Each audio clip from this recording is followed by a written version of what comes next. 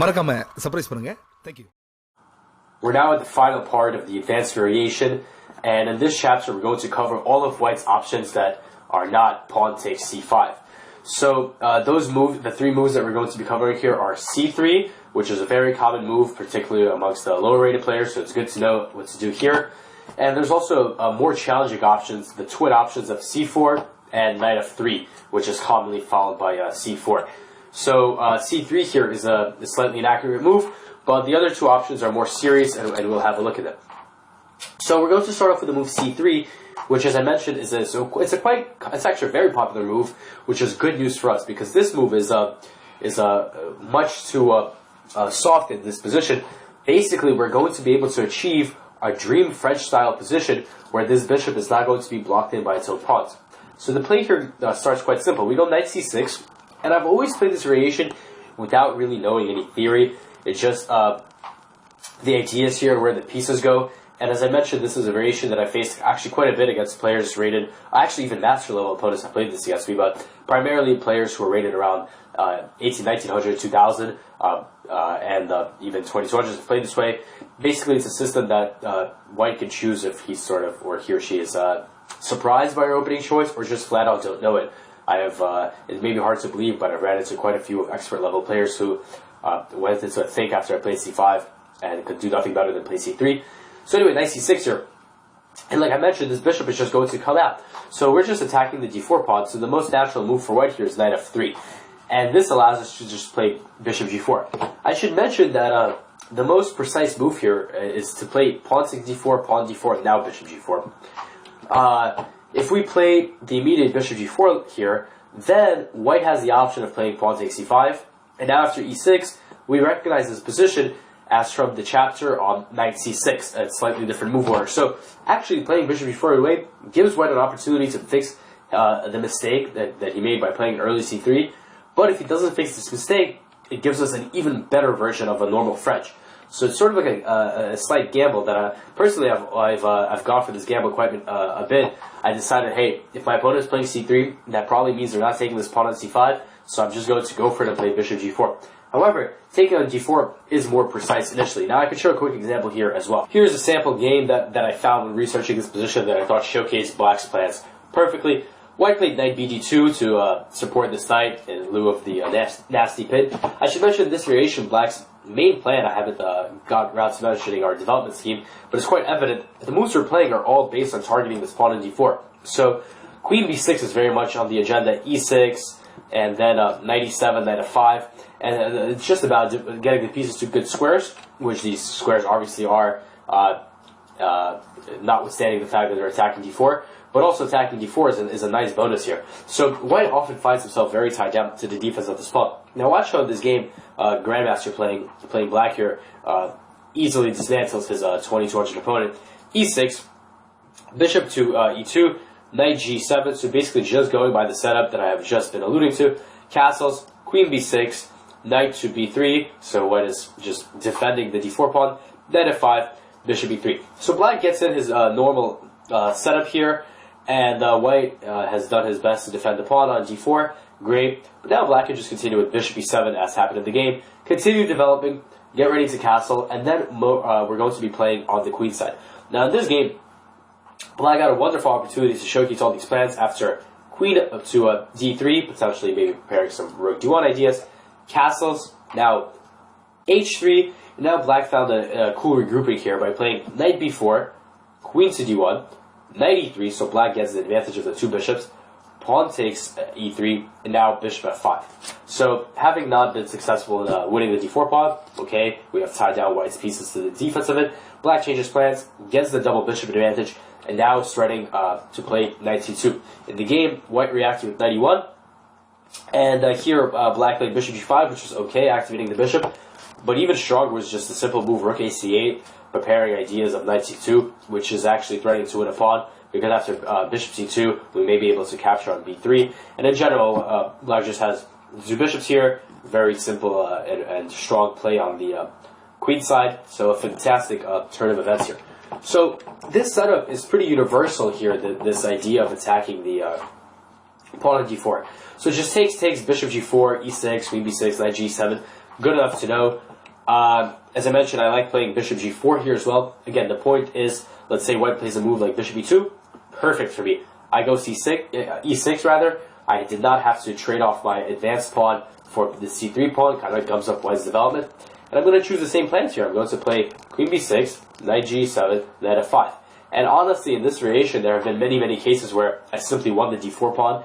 And my students as well, and particularly those who are rated around the 1600-1700 range, when they play this variation, a lot of their games, they just end up winning their opponent's central pawns because they're just not paying attention. For example, something like castles. Now, even here, I think bishop f3, cd, queen b6 already wins a pawn, because how are you going to defend d4 and b2? Bishop e3, queen takes b2. Of course, white does have a little bit of compensation here. This is just one example of how white may lose the pawn. Another example is, of course, after e6, let's say white can play a move like h3, which is even worse, but has happened in some games. Takes on d4, queen b6. Again, same dilemma for white. Who's defending the pawn? There's also situations where this happens with the knight already on f5. You get the idea. Black's play is very simple here. White really needs to struggle to get his centers together. So, again, this variation is very lackluster for white, the c3 move. So we'll move on to the more critical continuation of playing c4. And this move, the idea of this move is white wants to create, obviously, a conflict in the center. And he feels he's well placed to do this because of our previous move, c5. We just lost a tempo playing c6, c5. And I must admit this variation gave me a bit of trouble way back when I first started playing this, but reliable solutions have been discovered for black here. And surprisingly, this variation is actually basically considered to be a forged draw. So I've outlined this variation that sort of makes this variation a forged draw, but also I showcase a line that you can play for a win, or just to keep the game going, and not for this drawish variation. So the move after c4 that is best is to capture on d4, the move that I'm recommending here, after which white plays knight f3. Now, white could play queen takes d4 here, and we'll see this queen out early option in some other variations, but I'm always very happy to see this move because it just gives us a free initiative, well, at the cost of a pawn, but free in the sense of very, very easy. Knight c6 here is a very strong move, queen takes d5, and now bishop to f5. And the whole idea here is, of course, that we connect the rook and the queen, and now we are really beating white in development here, and all of our pieces are active. We're ready to play e6. This bishop is targeting these weak squares, of course, the knight b4. The knight is ready to come out to b4, that is. And here, knight f3, e6, and white really should take on d8, rook d8. And again, black has a very active position. There's knight b4 ideas in the air, and even attacking this e5 pawn is possible through various means like bishop e4, or just develop bishop c5. But this position certainly gives us enough compensation. A really funny game that took place here was white tried to keep the queens on the board here after e6 played queen b5, but this lost to an amazing idea. Bishop c2, of course the threat is to play a queen to d1 mate, and this is a really difficult threat to meet. For example, with knight c3, then a6, queen b7, knight a5 amazingly traps the queen on b7 because this bishop controls e4, and prior to that, of course, it controls the a4 square. So basically, white has just lost here on move 8. This was a real game that took place, very shocking defeat for white. In the game, he played knight fg2 with the idea to have the f3 escape square for the queen. But after queen to c7, white had really no way to stop the threats of a6 and this pawn to e5. So black was just winning. So the immediate queen d4 is not a very good move in my opinion. Instead, we'll look at knight f3 here. And now bishop to g4. This position can also arise through the knight f3 move order, which we will look at next. And without getting bogged down into black's alternatives here, I believe this is the best move just because it develops the pieces quickly and also indirectly protects and also controls the center.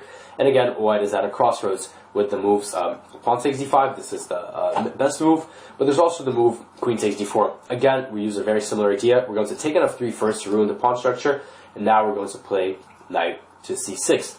And in this position, after queen to d5 takes d5, we're going to use the same exact method, e6.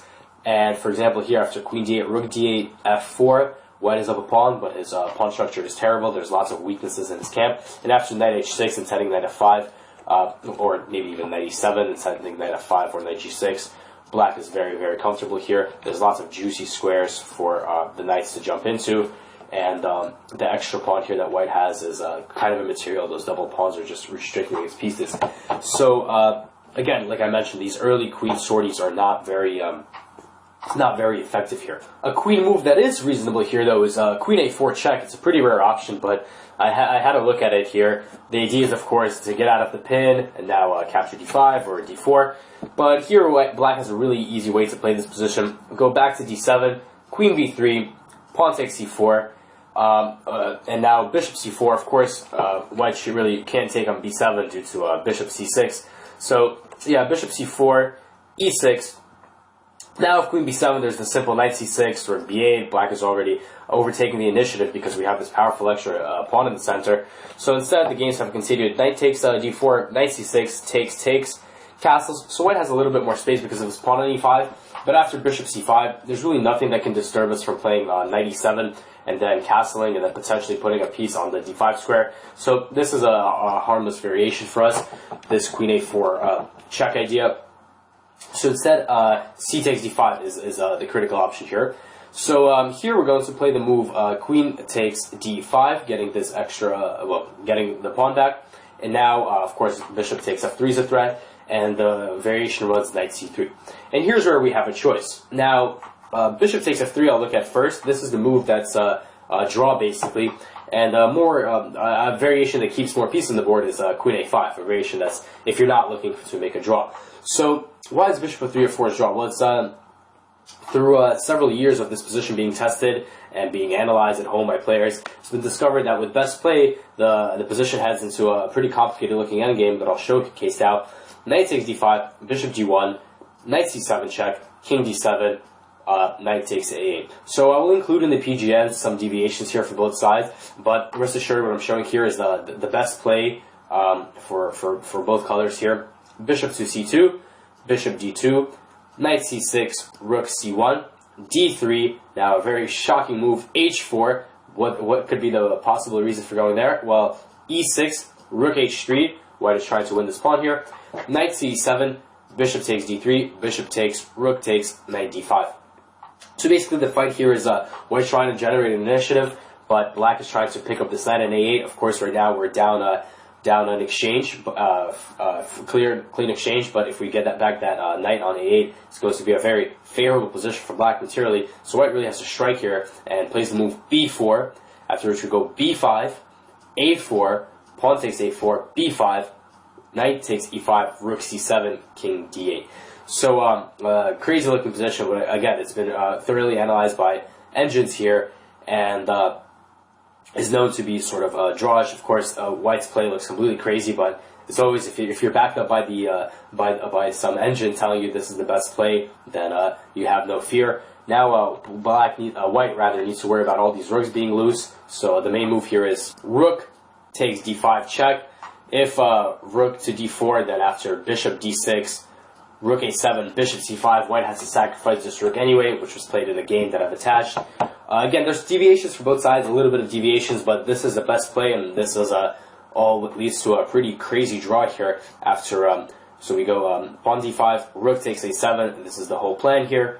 Now, knight c4, knight b6, so getting this knight away from the corner, knight takes b6, bishop a5. So this looks like a scary situation, maybe for black. Of course, the material favors black here, but white's pieces are quite active, and it's hard to develop this back rank because of these rook a8 ideas. So king c8, bishop to takes b6, bishop b4 check, king d1, and now a3, a tremendous move. And this was actually all played before in a game, shockingly, this whole sacrifice here after rook a8, king b7, rook takes h8. The best move for white is really, for black here is rather awesome. We don't even collect this bishop. We go bishop c3, keeping the king on b7 to keep an eye out on the a8 square. Now we're just starting to play a2. So in return, white plays an awesome move as well, bishop a5. The idea is if we take this bishop, now king c2, threatening king b3, and if a2, there's king b2. So we decline this bishop sacrifice by playing bishop f6, rook f8, a2, so one move away from queen.